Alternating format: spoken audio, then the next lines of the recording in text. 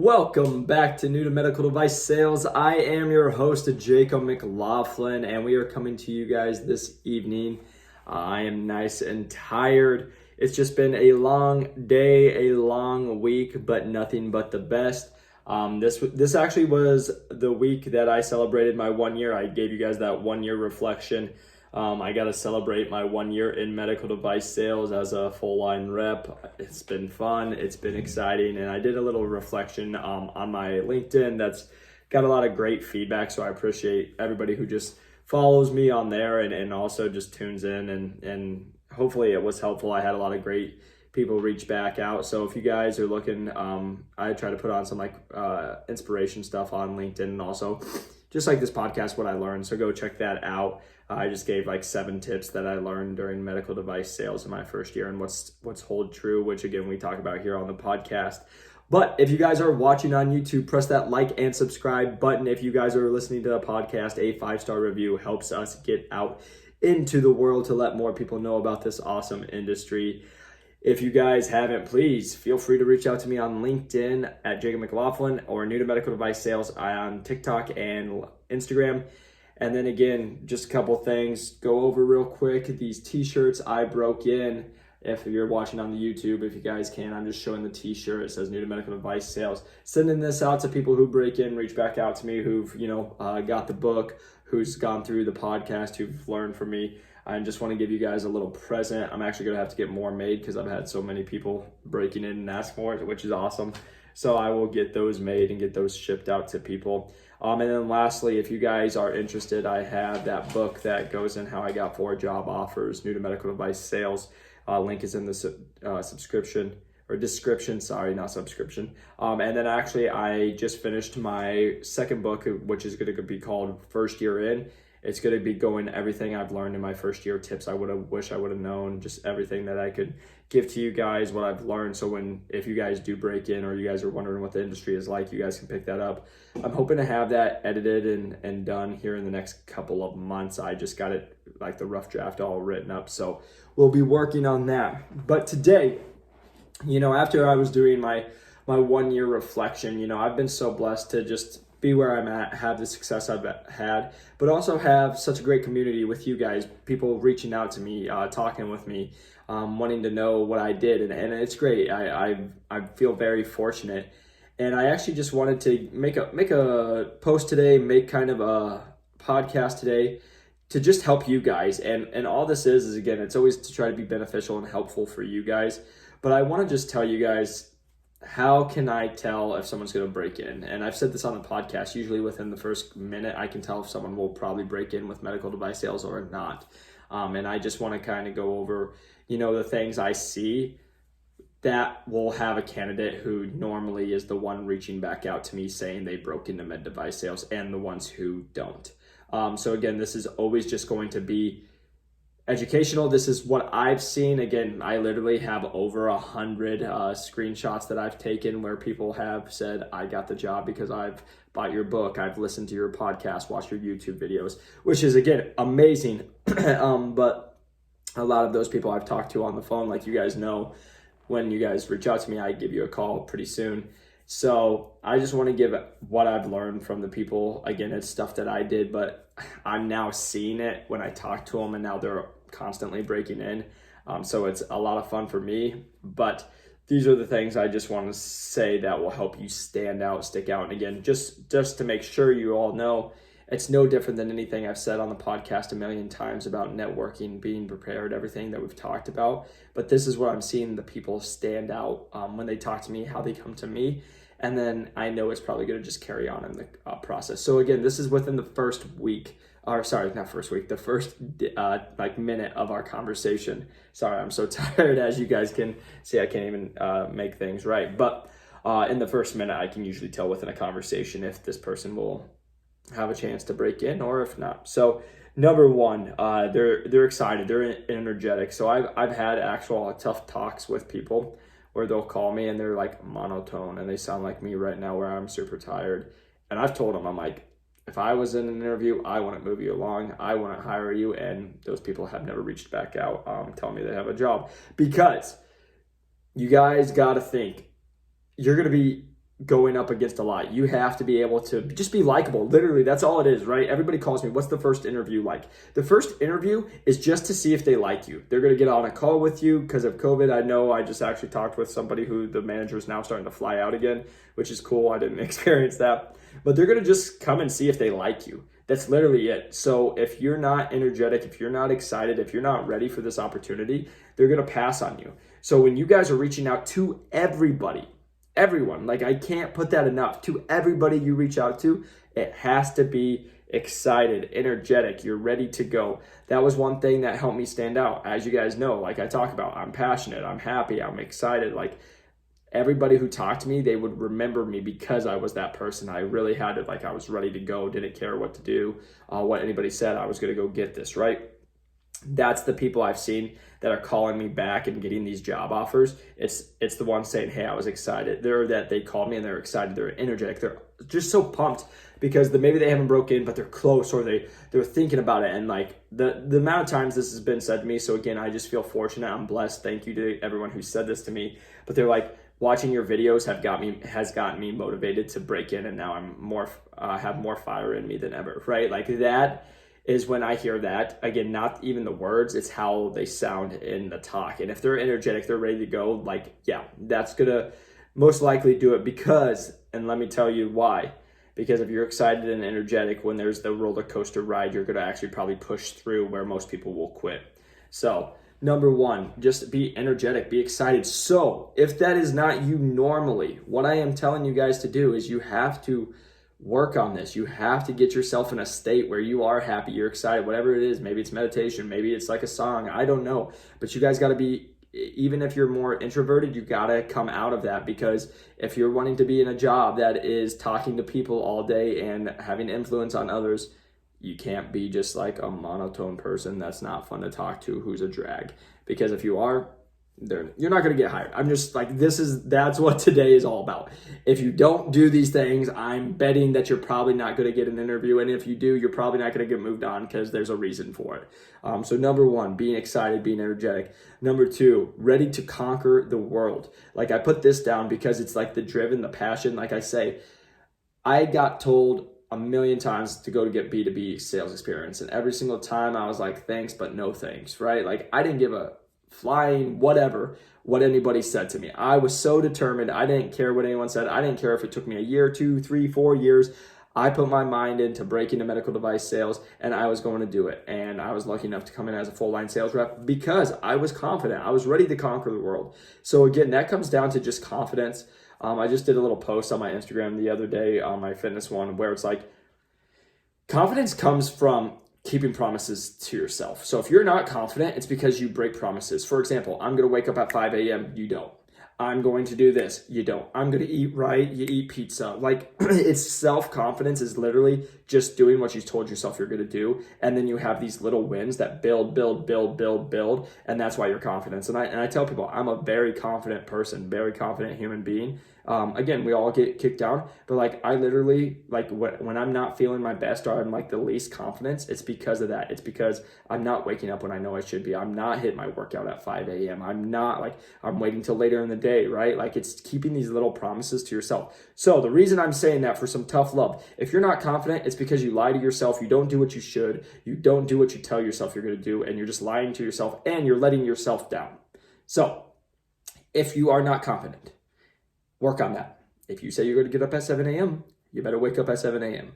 If you said you were going to go walk a mile, you better go walk a mile. If you're going to read a book, read a book. Like stop lying to yourself. Stop letting your own self down because you're all that matters, and actually start doing your stuff. The reason I'm getting so like into this is because this is the world. Because I promise you, like I can't give you this enough. I promise you, if you're not confident, you will not last a month in medical device sales because you will have nurses, scrub techs, doctors tear your butt apart, and you're going to put your tail between your leg, cry, go home, run to your mom, and hope for a kiss. And there's no kiss coming, right? Like, I don't know why I said that, but again, that's what just came to mind. Like, literally, med device sales is not where it's like sunshine and rainbows. It's not. Like, I don't try to sugarcoat it. Like, now that I've been in for a year, I have some great accounts, but there's also some accounts that I'm like, gosh, dang it, I have to go here again because it's just not fun.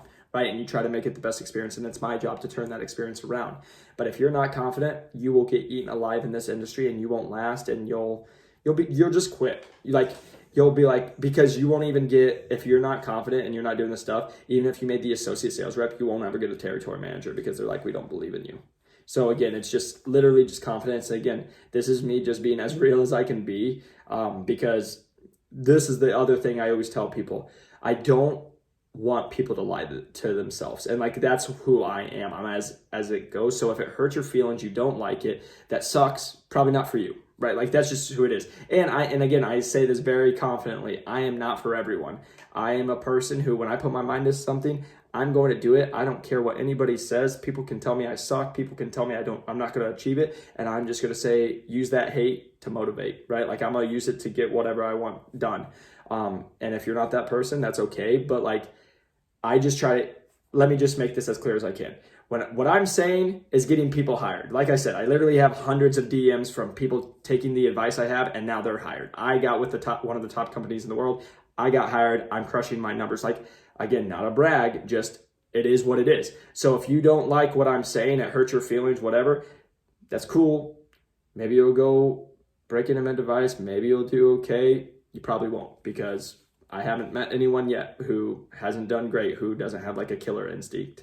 So with that said, you better be ready to conquer the freaking world. So if you aren't, you better work on your self-confidence. You better work on how you're going to prepare for that, how you're going to get yourself better to come into it. Because the reason I'm saying that, it comes down with that excited. But like, when I was coming in, they're like, man, this kid's got energy. This kid's just ready to go. He doesn't care. Like, when I put together the 4 hour, 5 hours, whatever I had to put together, I was excited about it because I knew it could get me to this place. Right? And so what I always just tell people, if you're not ready to conquer the world, you're just not gonna, when you get into the interview, you're not gonna wow the people, right? If you just do the normal stuff, you gotta be ready to come. So that's number 2. Number 3, prepared. Everybody that comes to me with prepared questions, even when, because again, I'm busy. I just tell you guys, shoot me your number. When you shoot me your number, I've literally called people within 10 seconds. And then they'll be like, oh, I wasn't expecting this. Almost every time when I hear that, those people have never gotten back to me because they got a job or an interview. They haven't, because they didn't come prepared. I always had, like I tell you guys, come up with 3 or 4 questions that you're going to ask every single human being, and then add 1 or 2 questions that's specific to them, and then just see where the conversation goes. And then you can do it that way. So always come prepared with questions, no matter if it's just reaching out, trying to learn from somebody, because everybody who calls me who's not prepared and doesn't have a question is just like winging it. No, it won't work, because like I said, like for example, tomorrow I have 7 surgeries. I can't just wing it.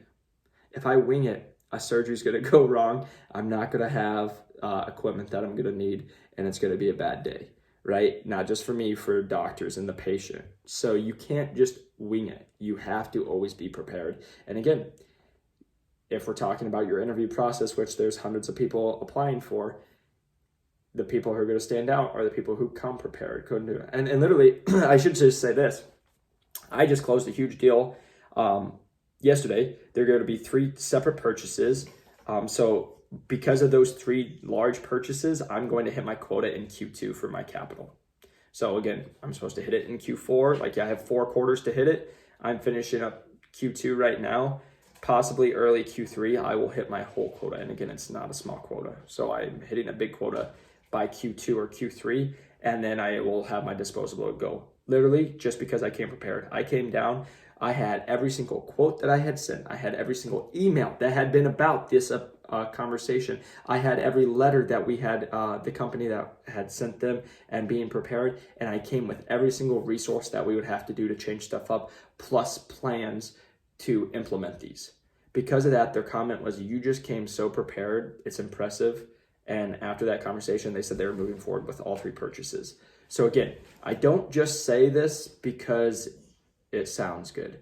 I say this because this is what you're going to have to do once you break into the industry, you get in, and you want to actually make results. And as everybody knows, how you practice is how you play. For example, if you practice sloppy, you're going to come out on a game day and you're going to get your butt beat because you're playing sloppy and the other team's not.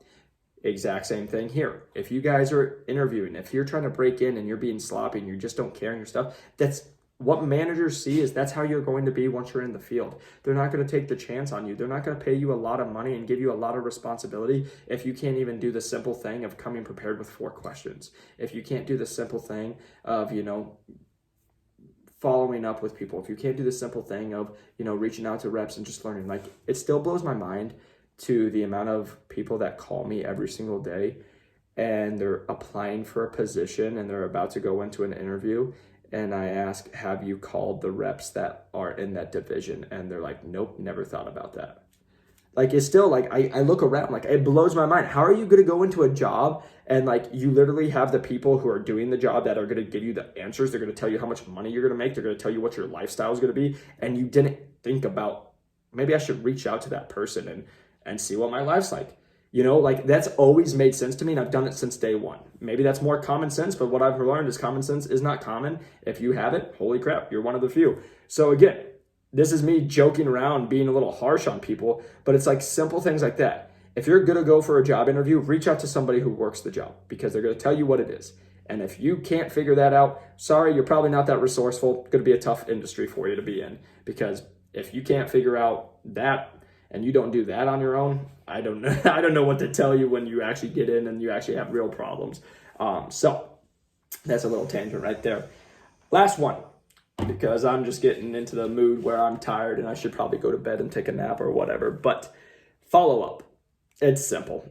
Just shoot a message saying thank you for your time. This is what I learned. Again, I've talked about it on the podcast before. You can't just shoot a message and say thank you. You can, but if you're sending it to a manager, you just did what everybody else did. What are you doing to stand out? So again, when people follow up with me, I always tell people, you don't need to do like everything I say here on the podcast with me. I don't have any hiring power. I'm just a first year rep giving you guys my experience and what I would do and my advice. And that's what I say. So like, again, you don't have to tell me all this different stuff when you reach out to me and you follow up with me. But if you guys are reaching out to reps that are in the division that you're reaching out to try to get hired, or you're just introducing yourself and you never know there's a job opportunity that could be in that division, you better be doing all the right things, especially if you're talking to a rep or a manager. You're talking to a manager, it's not the time that you can like play around. You have to come prepared. You have to do the little things. You have to follow up, because if you do those during the call and it's just a cold call, that's what could turn into you getting a job interview, right? Like, literally, I talk about it all the time. My first job interview, I cold called a regional manager, but I did all that. I came prepared with questions. I asked him about his division, just wanted to learn from him. Afterwards, I sent him a follow-up message. He then responded back to me, and we kept a relationship. And then 3 months later, the job popped, and I was already final 2. I ended up getting the job offer. But again, it all comes down to these little things. You gotta be energetic. You gotta come prepared. You gotta be ready to conquer the world, and you gotta follow up. Like, if you can do those things, you're just gonna be that much closer to getting a job interview and a job offer. And again, like I've talked about, you just gotta stand out. Like, for example, I just had somebody, I talked to them 3 months ago, and I just had a manager call me about them and asked if they should hire them. And I said, I liked him and I knew exactly who he was talking about, even though I had talked to him 3 months prior, and I probably have talked to several hundred people in between since I've talked to him, but he stood out. He stood out to me. And so when that manager called me about him, which again, I don't even know how he got my number, but the manager called me, and because of that conversation, the manager literally told me, I was thinking about going other ways, but because of what you said and what the success you've had, I want to take a shot on this guy. Literally, I don't even know the manager. He just called me, but the guy stood out to me. He was kind of standing out to the manager, but when I said that he stood out to me and I kind of talked about him, the manager was like, okay, I need to get him in for the final interview. He's now my top 2, right? Like, so it's simple things like that, you guys. So literally, I know this was a little long-winded. I know this was kind of maybe like, Jacob's kind of tired and should probably go take a nap and go to bed. But literally, guys, everything I say is out of tough love. It's out of like trying to help you guys. I'm not a guy to sugarcoat it. Like, I've always this is just my motto. Don't take offensively or offense to this, but it's like, you're either good or you're not. You either suck. You sucks to suck. Like, I used to say that in high school, and it's so funny to say, but it's the truth. If you suck, you suck. Like, that's just the reality. If you're good, you're good. Like, that's it. So you're gonna either be great or you're gonna suck. Like, you make the decision, right? And I put that in my post, that it's your life. Your life is, you choose if it's going to be good or bad. You choose if you're going to have a great life or a bad life. You're going to choose how much money you make. It's all on you. You just have to decide. So it's the same thing here. If you're gonna do this for trying to break in and you're just gonna half butt it or whatever you want to do, or like not even give your full effort, you suck. You're not gonna get a job offer, and then you're gonna call and you're gonna complain. You're gonna be the victim and, oh, I did this. No, it doesn't work that way. It's either you're good enough and you got the job, or you're not. So that's how I feel. That's what stayed true to me, and everybody that who's called me and I'm like, I believe they'll break in, has broke in, and I believe they should have broken in. And everybody who calls me and I'm like, they weren't prepared, they shouldn't break in, I don't get a call back from that, and I believe that's the right decision as well. Because again, if you can't do the little things when you're trying to get to that point, you shouldn't have the opportunity to be at the bat. So that's just like the hard truth. So hopefully this is kind of a wake-up call for somebody who is, just kind of easing into it and just wanted to see of it. Like, if you want to break in, you got to go all in. And if you're not going to go all in, don't waste your time, because there's people like me when I was trying to break in that I literally dedicated my life. I woke up at 5 a.m. I worked a full-time job, but I still sent out hundreds of messages every morning and every night. I got on phone calls. There was days I got on 14 phone calls on my days off. Like, I literally worked so hard to break in for six months, nonstop, up and down. And if you can't say you're going to do that, I would crush you. Like, I just would. And again, when I say me, that's just think there's somebody like that behind me that's trying to break in right now, because I'm already in. Like, if I got my position, right, I'm good. Now you're trying to break in. There's somebody who's like me trying to break in. Is that you, or is it someone else? Because if it's you, you'll be happy with it. If it's not you, you're not going to be happy with the results. So again, that's that. I'll stop with that tangent there. But again, this is just always out of love. Do you guys really want the job, and are you going to do whatever it takes to get the job, or are you going to just keep feeling bad half effort, giving a half effort and just not getting the job, and then be like, oh man, this is so tough.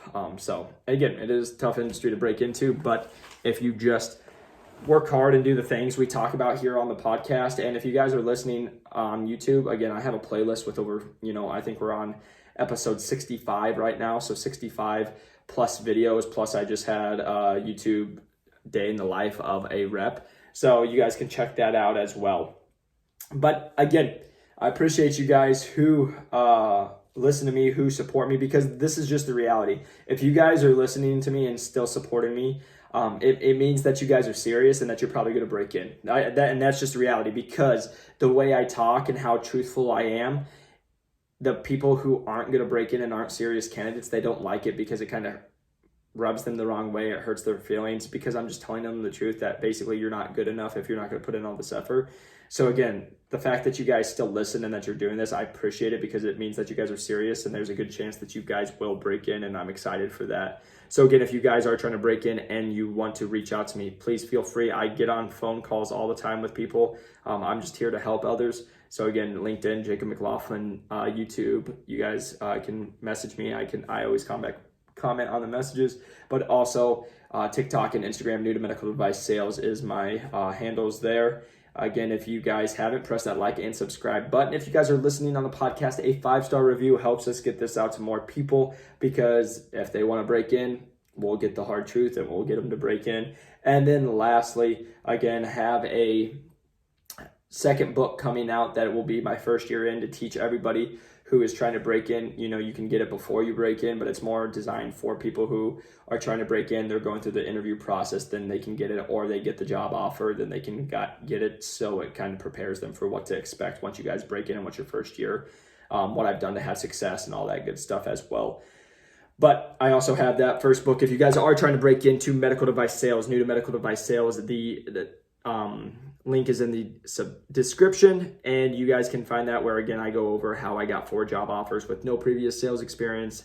I dive deep into my business plan, messages I sent managers, what I did to get hired, and so much more. So again, if you guys are interested, pick that up. But I hope you guys have a great week. Again, stay with it. This is not an easy industry to hang with. It can be a roller coaster up and down, but I will say, from what I've seen, things are starting to open up. It's a good time to start going after it. And again, if you're hungry, anything's possible and you can make it. So appreciate you guys watching, and I'll see you on the next one.